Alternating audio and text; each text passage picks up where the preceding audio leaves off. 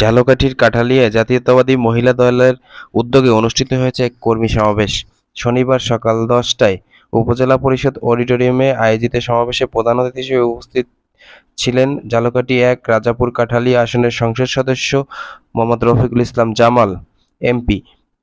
উপজেলা মহিলা দলের সভানেত্রী সাহেরা পারভীনের সভাপতিত্বে অনুষ্ঠিত সমাবেশে বক্তব্য রাখেন উপজেলা মহিলা দলের সদস্য সচিব নেহার খানম, উপজেলা বিএনপির সভাপতি জালালুর রহমান আকন এবং সাধারণ সম্পাদক আক্তার হোসেন নিজাম মীর বহর। এ সময় বিএনপি ও অঙ্গ সহযোগী সংগঠনের বিপুল সংখ্যক নেতাকর্মী উপস্থিত ছিলেন। সমাবেশে সংগঠনকে আরও শক্তিশালী এবং আগামীর রাজনৈতিক কর্মসূচি সফল করার লক্ষ্যে ঐক্যবদ্ধভাবে কাজ করার আহ্বান জানানো হয়।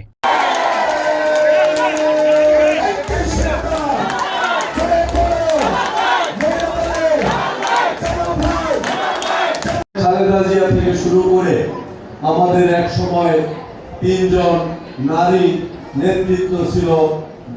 আমাদের সরকারে ছিল খালেদা জিয়া, বিরোধীতে ছিল মহিলা এবং তৃতীয় শক্তি হিসাবেও এক সময় মহিলা দল ছিল। সেই হিসাবে আমরা বলবো বাংলাদেশের মহিলারা এখন আর অবহেলিত নয়। আপনাদের এই 18 কোটি হাত পুরুষদের মতো এবং কোনো কোনো ক্ষেত্রে তার চেয়েও আরো ভালোভাবে দেশ গড়ার কাজে লাগবে।